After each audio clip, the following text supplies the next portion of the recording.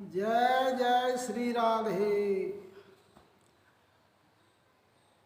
उपस्थित बंधुओं, हम इस संसार में आते हैं मानव शरीर प्राप्त करके।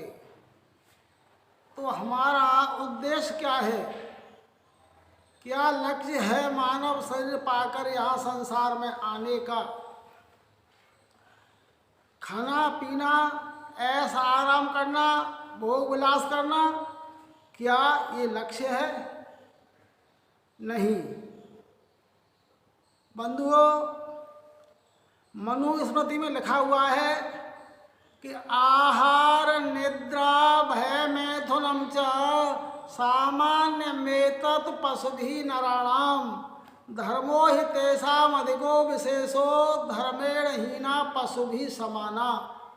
आहार, भोजन, निद्रा, सोना, भय डर और मैथुन स्त्री संग पशु भी करते हैं और इंसान भी करता है। फिर बताओ, इंसान में और पशुओं में अंतर क्या है? धर्मेण हीना पशु भी समाना। जो धर्म से विहीन है वो पशु के समान है। इसलिए हमें धर्म कार्य करने चाहिए। अब देखिए, पशुओं में गाय होती है। गाय कितनी सुंदर है। गाय को हम माता कहते हैं। गावः विश्वस्य मातरम, गाय विश्व की माता है। परंतु वो गाय अपना उद्धार नहीं कर सकती है। गाय भजन नहीं कर सकती है, कीर्तन नहीं कर सकती है, सत्संग नहीं कर सकती है, कथा नहीं सुन सकती है। और हम ये सारे धार्मिक कर्म कर सकते हैं, सुन सकते हैं। तो हमें ये मानव शरीर मिला है, बड़े भाग्य से मिला है। मैंने देखा था, कहीं लिखा था कि इस नर्तन के चोले को पाना बच्चों का कोई खेल नहीं, जन्म जन्म के शुभ कर्मों का जब तक होता मेल नहीं। प्रिय बंधुओं, जीव जब हर योनि में जाता है और उसके शुभ कर्म जब इकट्ठे हो जाते हैं तब उसे मानव शरीर मिलता है। परंतु बाबा तुलसीदास लिखते हैं कि कबहु करि करुणा नर देही देतई सबिना हेत सनेही। परमात्मा ने बड़ी कृपा करी और बिना किसी लालच के, प्रलोभन के हमें ये मानव शरीर दिया है परमात्मा ने। ये बड़े भाग्य से मिलता है।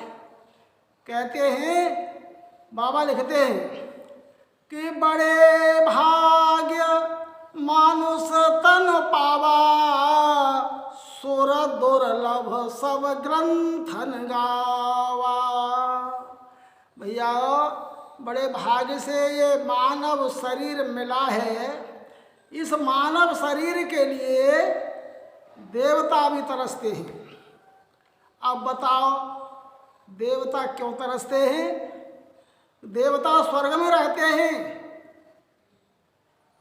और बड़े आराम में रहते हैं, सुख भोगते हैं।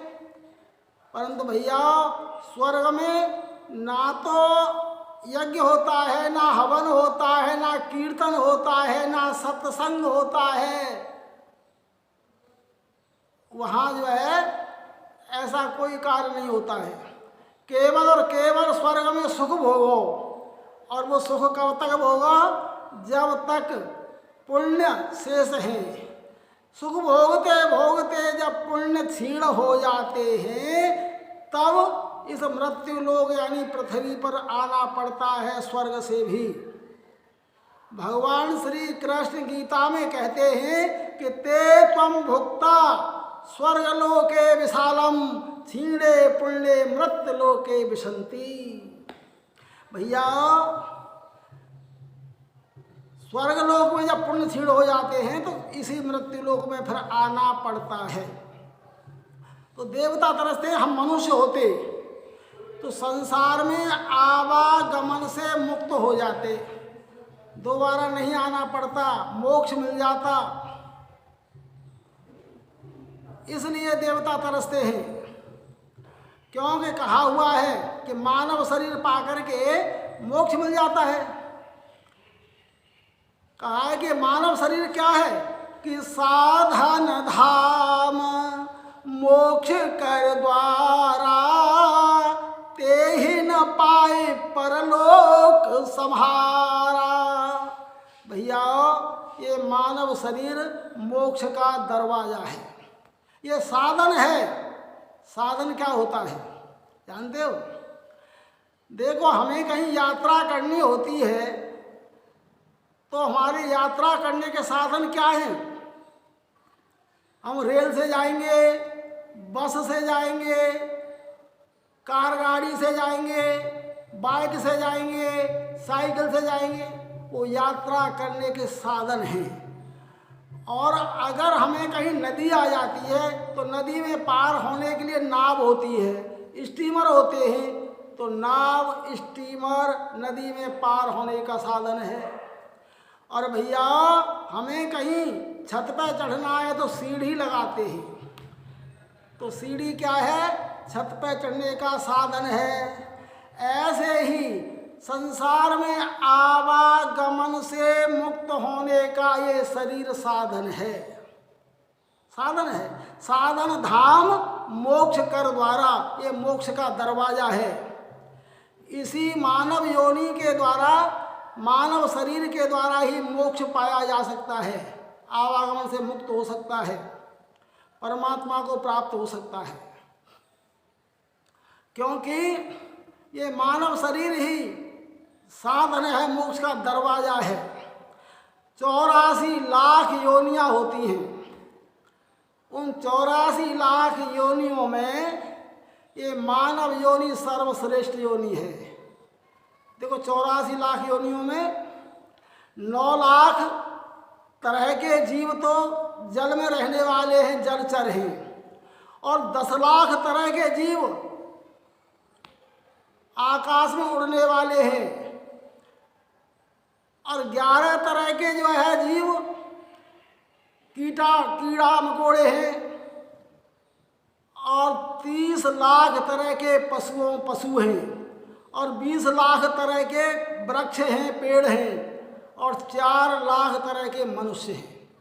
तो 84 लाख योनियां हैं। इन 84 लाख योनियों में मानव योनि सर्वश्रेष्ठ है। अन्य जो योनियां हैं ना, वो सब बंद खिड़की की तरह से हैं, और ये मानव शरीर, ये मानव योनि एक दरवाजे की तरह से है, दरवाजा है ये मोक्ष में जाने का, मोक्ष पाने का। मान लीजिए एक हॉल है, उस हॉल में एक दरवाजा है और सारी खिड़कियां लगी हुई हैं। अब एक अंधा पुरुष उस हॉल में दीवार पकड़ पकड़ करके चल रहा है, तो खिड़कियों से तो बाहर जा नहीं सकता है। भैया जो दरवाजा आया तो उसे खुजली लग गई सिर में, दोनों हाथ दीवार से हटाए और सिर को खुजाने लग गया, और आगे बढ़ गया खुजाते खुजाते। तो दरवाज़ा निकल गया, फिर दीवार पकड़ ली, तो दरवाज़ा निकल गया तो फिर उसे पूरा राउंड, पूरा चक्कर लगाना पड़ेगा दरवाजे पे आने के लिए। ऐसे ही यह शरीर हमारा दरवाज़ा है, मानव शरीर दरवाज़ा है मोक्ष पाने का। भैया ये निकल गया अब के, तो फिर हमें 84 में भ्रमण करना पड़ेगा, फिर मानव शरीर मिलेगा। ये निकलने पर फिर जो है बार बार जन्म लेना और बार बार मरना पड़ेगा। कहते हैं पुनरपि जननम पुनरपि मरणम पुनरपि जननी जठरे शयनम। भैया बार बार जन्म लेना और बार बार मरना, बार बार माँ के गर्भ में आना पड़ेगा। और जन्म लेना और मरना बड़ा दुखदाई है। कहते हैं जन्म दुखम जरा दुखम जाया दुखम पुनः पुनः अंत कालम महादुखम तस्माद जाग्रही जाग्रही। जन्म लेना भी दुखदाई है। क्यों? देखो भैया, जब जीव माता के गर्भ में होता है तो उल्टा लटका रहता है, नीचे को सिर ऊपर को पैर होते हैं, बहुत दुख पाता है। कहते हैं गर्भ सम दुखम भूतो न भविष्यति। भूत भविष्य में ऐसा कोई दुख नहीं है जो गर्भ में दुख मिलता है। फिर जब जन्म लेता है, प्रसव वायु के काला द्वारा बाहर आता है तो सांस अटक जाता है। जन्म लेना बहुत दुखदाई है। जाया दुखम, स्त्री पुत्र आदि सब दुखदाई है संसार में। अंत कालम महादुखम, अंत में इतना दुख होता है कि मानो 1000 बिच्छू काट रहे हों, बताते हैं, ऐसा लिखा है। इसलिए जागो जागो। अब भैया आप कहोगे कि गुरुजी हम तो जागे हुए बैठे, सो कौन रहा है? आप जो है सोने की जागने की बात कर रहे हैं। भैया हम सब सोए रहे हैं। काय में सो रहे हैं? बाबा तुलसीदास लिखते हैं कि मोह निशा जग सोवनहारा, देख स्वप्न अनेक प्रकारा। हम सब मोह की रात्रि में सो रहे हैं। मोह की निशा रात्रि में सो रहे हैं। जैसे हम स्वप्न देख रहे हैं, ये खुली आँखों से जो भी हो रहा है संसार में। जैसे हम सो जाते हैं ना, तो जब हम स्वप्न देखते हैं, स्वप्न में क्या होता है कि सपने में सिर काटे कोई, बिन जागे दुख दूर न होई। हम स्वप्न देखते हैं, स्वप्न में हमारा कोई सिर काट दे तो क्या होता है? हम झटपटाते हैं, दौड़ते हैं, भागते हैं, चीखते हैं, चिल्लाते हैं। पर भैया आँख खुली, अरे सपना था, कुछ नहीं, उसी स्थिति में आ जाते हैं। ऐसे ही बाबा लिखते हैं, सपने होई भिकार नृप और रंक नाक पति होई, जागे हान न लाभ कछु जग प्रपंच जिय जोई। भैया राजा सपने में भिकारी है जाए तो बहुत दुख पाता है सपने में, और भिकारी राजा बन जाए तो बहुत खुशी होता है। पर जागे पे जब जाग जाएगा तो न तो वो भिकारी रहेगा राजा, न भिकारी राजा रहेगा। जैसे हालत में था वैसे ही। इसलिए हमें जागना चाहिए और अपने असली स्वरूप को पहचानना चाहिए। जानिए तब ही जीव जग जागा। तो कब जागा हुआ समझना चाहिए इस जीव को? बाबा लिखते हैं कि जानिए तब ही, कब? जानिए तब ही जीव जग जागा, सब तज विषय विलास विरागा। सभी विषयों से मुक्त हो जाए तब इस जीव को जागा हुआ समझना चाहिए। विषयों में लिप्त है ये जीव। तो भैया विषय क्या होते हैं? बाबा तुलसीदास लिखते हैं कि काम क्रोध मद लोभ सब, नाथ नरक के पंथ, इन परिहर रघुबीर भजो भजे जे संत। काम क्रोध मद लोभ मोह अहंकार ये सब विषय हैं। और यही बात भगवान श्री कृष्ण गीता में कहते हैं कि नरक से इदम द्वारम आत्मन नाशनम, कामा क्रोध सथा लोभ तस्मात् प्रियम तजेत। काम क्रोध लोभ मोह सब ये नरक में ले जाने के दरवाजे हैं। विषयों के द्वारा नरक में जाता है। तो जो है इन विषयों में सबसे ज़्यादा विषय तो सारे ही खराब हैं, परंतु अहंकार, अहम माने संस्कृत में अहम माने मैं होता है। अहम माने मैं, अहम आवाम वयम। तो अहम माने मैं होता है कि मैं शास्त्री जी हूँ, मैं धनवान हूँ, मैं बलवान हूँ, मैं गुणवान हूँ। मैं और हूँ के बीच में जो आता है वो अहंकार होता है। मैं और हूँ के बीच में अहंकार होता है और अहंकार नाश का कारण होता है। अहंकार नाशस्य कारणम। अहंकार किया था रावण ने। कहते 1 लाख पूत 1.25 लाख नाती, ता रावण घर दियो ना बाती। भैया अहंकार नहीं करना चाहिए। मैं नहीं करनी चाहिए कि मैं हूँ मैं हूँ मैं हूँ। अरे मैं बकरा करता है, उसका क्या हसर होता है आप जानते हैं? हाँ? कहते हैं फक्र बकरे ने किया मेरे सिवा कोई नहीं, मैं ही मैं हूँ इस जगत में दूसरा है ही नहीं। मैं ही मैं मोह कर माया के असबाब ने, फेर दीनी गर्दन पर छुरी जल कर के तब का सामने। मांस हड्डी रक्त जाने जो था कुछ जार में, कुछ लुट गया कुछ फिक गया कुछ बिक गया बाजार में। रह गई आतें फकत में सुनाने के लिए, ले गया नद्दार तब धुन की बनाने के लिए। चोट सोटे की पड़ी तांत तब घबराने लगी, और मैं की जगह पर तू आने लगी।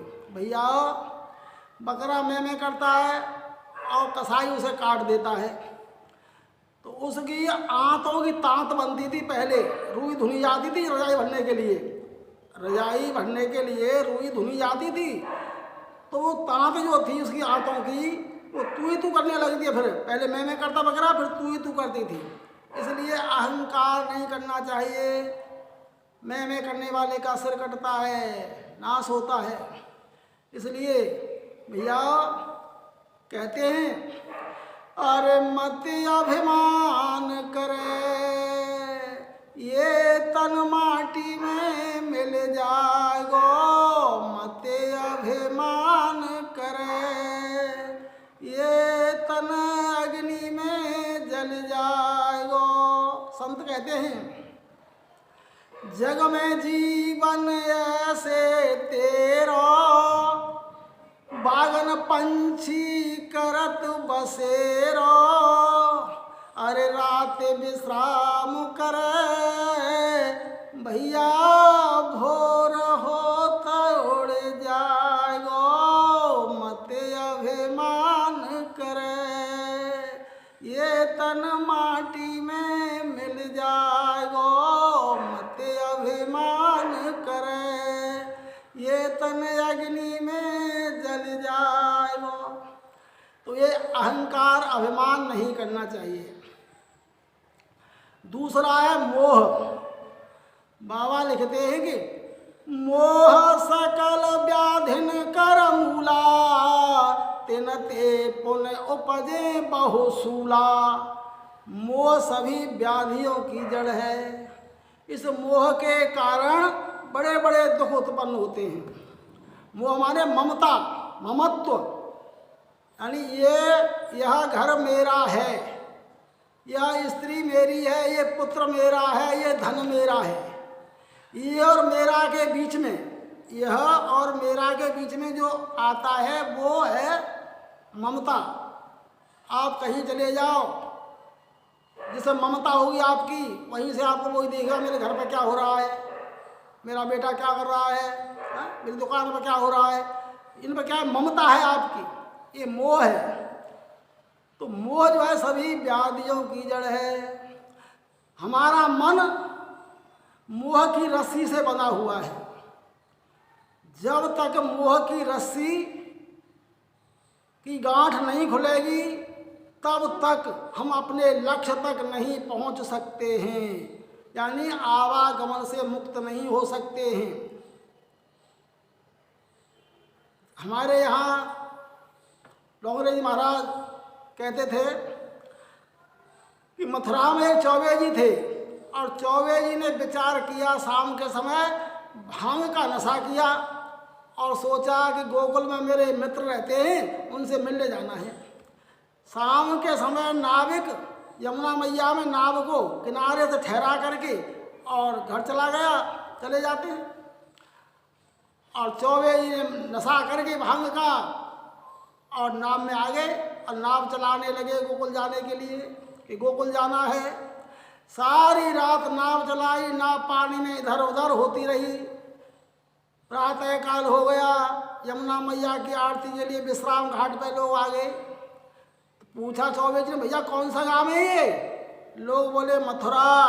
सुन करके चौबे जी का नशा उतरा, देखा तो वही विश्राम घाट, वही यमुना मैया, वही।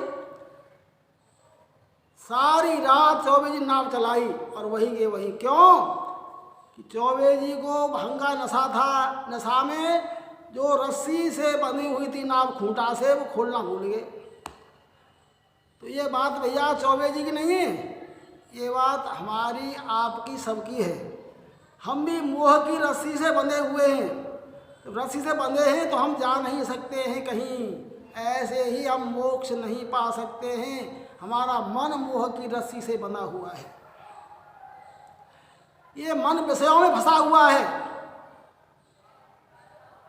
जैसे किसी राजा के पास में एक बकरा था, तो राजा ने मुनादी करा दी, जो मेरे बकरा को भर पेट घास खिला के लाएगा उसको मैं आधा राज दे दूंगा। भैया बहुत से लोग आए राज के लालच में और बकरा को ले जाते, हरी हरी घास खिलाते, शाम को लेके आते, महाराज देख लीजिए पेट भर के घास खिला के लाए हैं। राजा कहता भैया हम तो इसकी परीक्षा करेंगे कि भूखा आएगा, पेट भरा हुआ है। तो राजा अपने सेवकों से कहते घास डालो उसके लिए। जब घास डालते बकरा को, तो बकरा घास खाने लग जाता। इसी तरह से बहुत से लोग ले गए और बकरा की परीक्षा होती, बकरा घास खाता था। भैया कुछ आप जैसा ज्ञानी पुरुष आया, उसने कहा महाराज मैं ले जाऊंगा आपके बकरा को, भर पेट घास खिला के लाऊंगा। राजा बोले ठीक है भैया ले जा। वो ज्ञानी पुरुष उस बकरा को लेके गया और हरी हरी घास में खड़ा कर दिया। जब भी बकरा घास से मुँह लगाया तभी लकड़ी से पीटा उसको। जब जब मुँह लगाया खाने के लिए घास, तभी तभी पीटा गया उसको। अब बकरा की समझ में आ गया कि मेरा पिटने का कारण घास खाना है, घास से मुँह लगाना है। बकरा सारे दिन घास में खड़ा रहा पर एक तनका भी नहीं खाया, एक क्षण भी नहीं खाया उसने।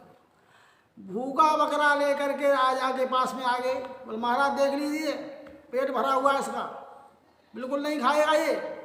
राजा ने कहा हम तो परीक्षा करेंगे। तो करो साहब। परीक्षा की, घास डाली गई बकरा को, तो बकरा पीछे हट गया, सूंघा भी नहीं। क्यों कि वो समझता था कि मैंने घास से मुँह लगाया और मैं पिटा, क्योंकि दिन में पिटाई हुई थी उसकी घास खाने पे। तो भैया ये मन रूपी हमारा बकरा कभी भी विषय रूपी घास से तृप्त नहीं होता है। ये मन हमारा ये बकरा की तरह से है और हरी घास एक विषय भोग है। विषयों से मन कभी तृप्त नहीं होता है, इसलिए ज्ञान रूपी लकड़ी से इसे दबाना चाहिए,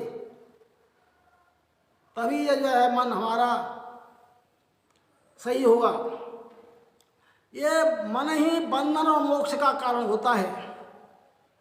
चाणक्य नीति में लिखा हुआ है कि बंधनाय विषया संगो मुक्तये निर्विषयम मनः मन एव मनुष्याणाम कारण बंध मोक्षयो। विषयों में बंधा हुआ मन, विषयों में फंसा हुआ मन बंधन में है और विषयों से मुक्त है। इसलिए विषयों में फंसा हुआ मन है हमारा, और यही बंधन और मोक्ष का कारण है हमारा मन। ये मन की गति बड़ी चंचल है, अभी यहाँ है और एक सेकंड से पहले 7 समुद्र पार पहुँच जाएगा, इतना चंचल ये मन है। इसलिए मन को ज्ञान से दबाना चाहिए। ये मन ही नरक में ले जाने वाला है और मन ही स्वर्ग में ले जाने वाला है। कहते कबीरा मन तो ये कहे चाहे जहाँ लगाए, या तो याते पुण्य कर चाहे पाप कमाए। भैया पुण्य करो चाहे पाप करो, है मन तो एक ही है। इसलिए भगवान के भजन में मन को लगाना चाहिए और मन को अपने को ऐसे हम पानी चढ़ाते हैं ना मोटर से, 7 मंजिल चढ़ा दें 10 मंजिल चढ़ा दें, यंत्र से हम पानी ऊपर चढ़ाते हैं, ऐसे ही मंत्र से इस मन को ऊपर उठाना चाहिए गुरु मंत्र के द्वारा। और भैया मन में बस में करने के साधन हैं, श्रीमद् भागवत जी में बताया गया है कि जितासनो जित श्वासो जित संगो जितेंद्रिय स्थूले भगवतो रूपे मना संधार ये दधिया। भैया पहले आसन को जीतो, मन में बस करना है तो मन को बस में करना है तो आसन जीतो। एक आसन से बैठना सीखो, अभ्यास करो, जितासन हो, जित श्वास हो। फिर जो है प्राणायाम करो, पूरक, रेचक, कुंभक, सांस छोड़ना रोकना, ये प्राणायाम, उससे मन जो है बस में होता है। जितासन हो, जित श्वास हो, जित संग हो, संग जीतो, अच्छा संग करो। जैसा संग करोगे वैसा रंग लग जाएगा। अब चोर के पास बैठोगे तो चोरी करना सीखोगे, और शराबी के पास बैठोगे तो शराब पीना सीखोगे, जुआरी के पास बैठोगे तो जुआ खेलना सीखोगे, और सज्जन के पास बैठोगे सज्जनता आएगी। जैसा संग वैसा ही रंग लग जाता है। कोई राजा 2 तोता खरीद के लाया। एक तोता की कीमत 5 रुपये और एक की 50 रुपये। तो राजा ने कहा ये क्या अंतर है इनों में? बेचने वाले ने कहा महाराज आप ले जाओ, पता लग जाएगा आपको। जब राजा ले आए, दोनों के पंजरा टांग दिए, तो 5 रुपये का तोता था वो गाली देने लगा सुबह सुबह, मारो काटो सालो, दुनिया उल्टी सीधी बातें, गालियाँ देने लगा। और जो 50 रुपये का था वो राम राम जी, राम राम जी, आओ जी, राम राम जी, अच्छा बोलने लगा। तो राजा ने कहा कितना अच्छा तोता है ये, और ये कितना गंदा है। तो जो राम राम बोल रहा था उस तोते ने कहा महाराज सुनो, अहम मुनीनाम वचनम शृणोमि शृणोत अयम यद यवनस्य वाक्यम न चास्य दोषो न च मे गुणो वा संसर्गजा दोष गुणा भवन्ति। मैं तो मुनियों के आश्रम में रहता था, तो मैंने तो वही साथ सीखी है, राम राम, और भजन करते थे, वो सत्संग कीर्तन करते थे। और ये कसाई के यहाँ रहता था, इसे कसाई ले गया था, तो इसने कसाईयों से सीखा है। ना इसमें मेरा कोई बड़प्पन है, ना इसका कोई इसमें दोष है। दोष और गुण सब संसर्ग यानी संग से आते हैं। जैसा संग होता है वैसा ही बन जाता है। इसलिए भैया अच्छा संग करो मन को जीतने के लिए।